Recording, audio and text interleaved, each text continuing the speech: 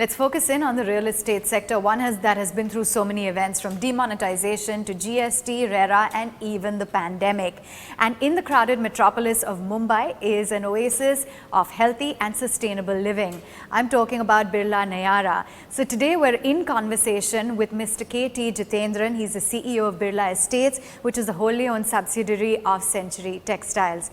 Thank you so much for joining us today. Thank you, Avanne. Let's talk about the entire real estate sector because, like I said, it's been through so much so far and it's come out fairly unscathed, particularly in terms of the pandemic. What have been some of the key highlights as to how real estate has shaped up in the country? So, the last couple of years we have seen, especially the residential real estate has done extremely well. It's counterintuitive to what would have happened during the pandemic because we have seen, the demand going up in all the major cities of India. I think the customers are now more realize the importance of having a house. House is much more than a residential apartment. Yeah. It is really, a place where you do your office work, where children study, you have your leisure time, everything. So house has got a huge emotional content now. So therefore, the importance of house and owning a house has become very important. And accordingly, we saw the sales soaring up, during the pandemic. Okay. If you look at the general macroeconomic things, borrowing rates are at an all-time low and affordability is an all-time high, and this has really pushed the real estate demand. So I think the industry has consolidated a lot. General inventory levels has come down, and we expect a huge demand uptake in the coming financial year and for the few years to go ahead. Well, speaking of a demand uptake, Birla Niyaara, and it's seen phenomenal response as well. I understand close to 1,000 crores worth of sales that have been clocked in. Just walk us through what makes the project so appealing. Yeah, so as we speak now, the sales has further gone up to 1,200 crores. Okay. As of yesterday, we did 1,200 crores. So what really worked, I think, for Birla Niyaara is, of course, the credibility and trust which goes with the brand. That has been a huge comfort for many consumers. And also, where do you get 14 acres of contiguous large parcel of land in the middle of island city of Mumbai? Yeah. That's a huge luxury, right? And there are not many parcels available now. That and of course the product that you have designed with a lot of thoughtfulness. We have focused a lot on the design, the layout of the apartments. We have called this Foster Partners as our architects. They are one of the world's most renowned architects. We have got a very eclectic team of designers and partners to work with us, and we have focused a lot on the layout. We have maximized on the light and ventilation. We looked at the layouts very, very efficiently. We also made sure that all the columns are pushed out and make the interiors extremely flexible. So there's a lot of focus on design backed by consumer research and insight, and that is one part of it. The other part is that 14 acres we try to fully exploit it to the extent possible. We have made the buildings go vertical, so leaving space for a lot of amenities, jogging tracks, cricket pitches, gardens, cycling tracks. We have about three very bespoke clubhouses, which is together it's about more than 1 lakh of square feet. Each clubhouse, there is a social club, which is separate out for leisure and enjoyment and entertainment. We have guest suites there. We have libraries. We have cinema theaters there. Then we have a separate high energy concentrated area for sports club, which is different. And there's a third place for children's entertainment called a playpen. So 3 different clubhouses, all separated out because of the luxury of space that we had. Lots of gardens and common areas and green areas. That is one important part. Then we also have it's a platinum LEED certified first residential real estate project in India.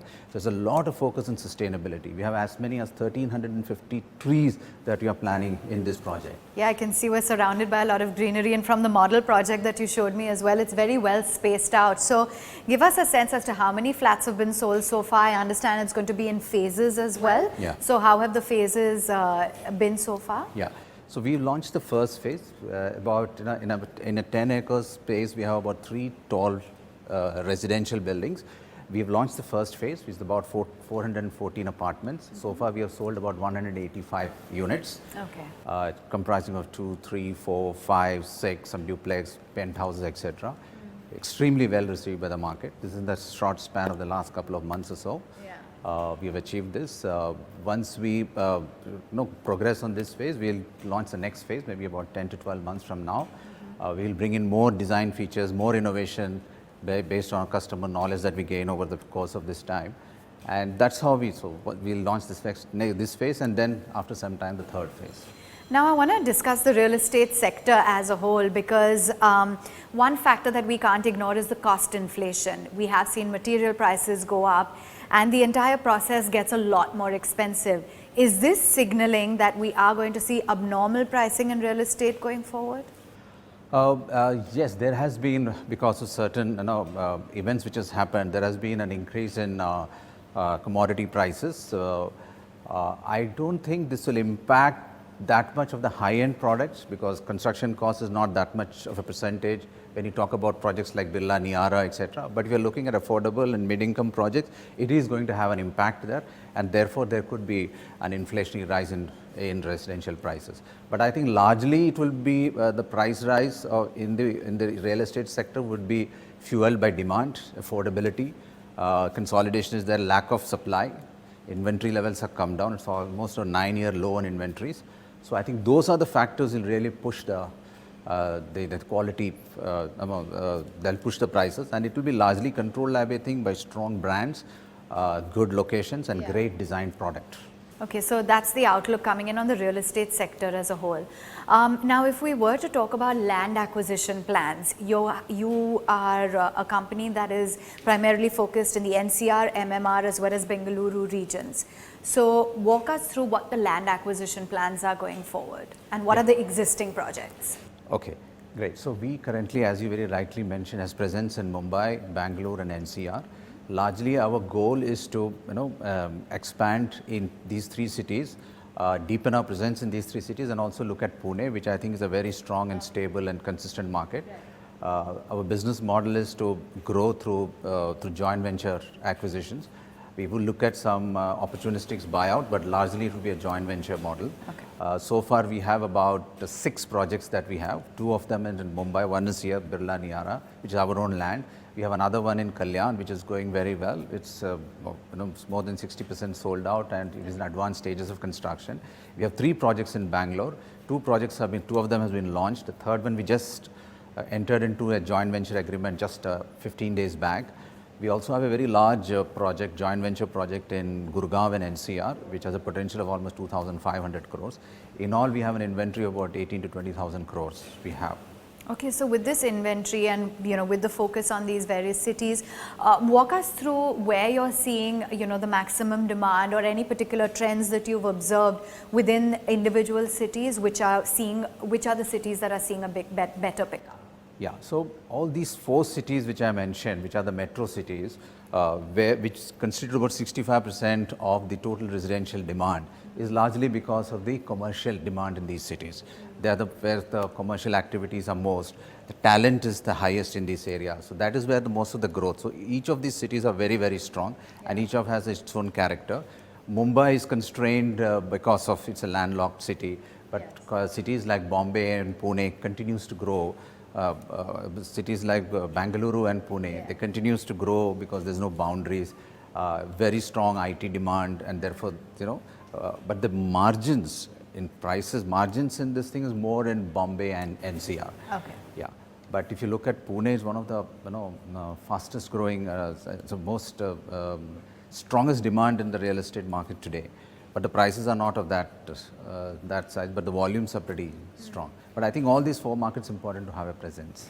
Mr. Jithendran, when we started off, you were talking about how people now find it very important to own a home, and there's a lot of emphasis on the way you live and the lifestyle, etc. But there's still that very popular opinion in terms of ownership versus rental, that the rental yield is not that lucrative in the country. So are you noticing a pickup in rentals, or what would be the general trend that you're seeing in the outlook when it comes to ownership versus rental? Yeah, so Avanne, as I mentioned, this entire experience of pandemic of the last couple of years has kind of carried the customers towards owning properties, owning houses rather than the rentals. Before that, we had noticed a huge pickup in rental. But I don't know whether this is a short-term trend or not, but right now there is a huge bias for owning apartments as against renting apartments. I am not seeing any immediate increase in rental yields. Rental yields continues to be at early single digits, 1 or 2%. But if this entire market gets institutionalized, and if we get rental homes becomes a REITed property, it becomes organized, and large institutions start owning rentals, in the long term, I think there is a good scope for rental market to pick up.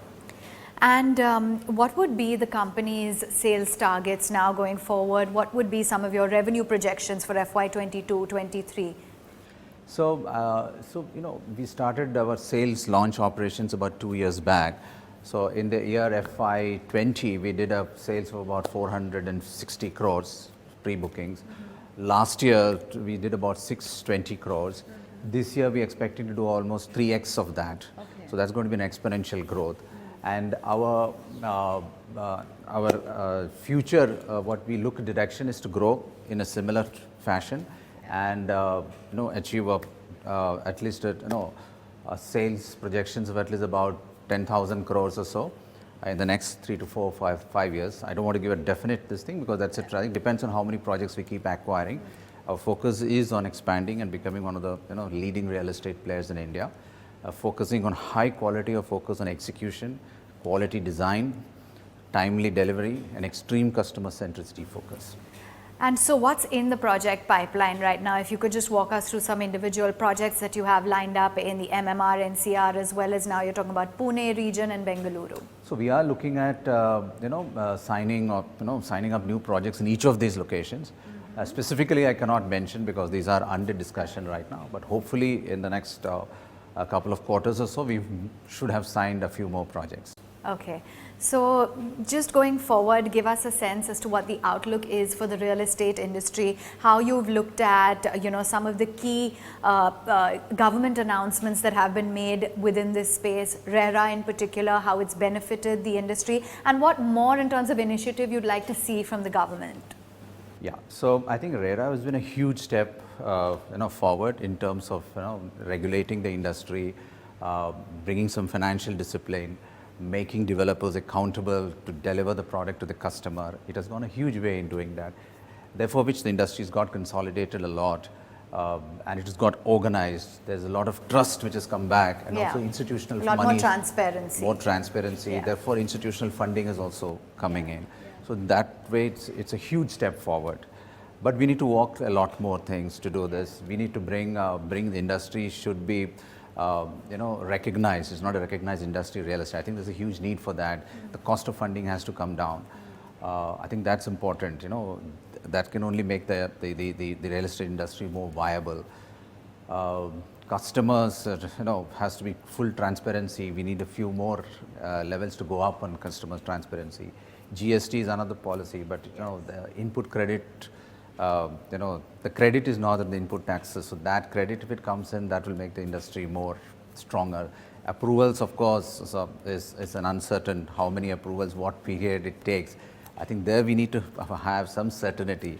If that's one area, I think that's a lot of improvement got to happen. If that becomes organized, I think there's a lot of scope for this industry to grow exponentially in a much more organized way. Yes, indeed. And looking at that model, I just want to sit on one of those deck chairs and enjoy the pool and the view because it is a lovely project that you've got. Thank you so much, Mr. Jithendran, for joining us on ET Now. Thank you. It was a pleasure talking to you, Avanne.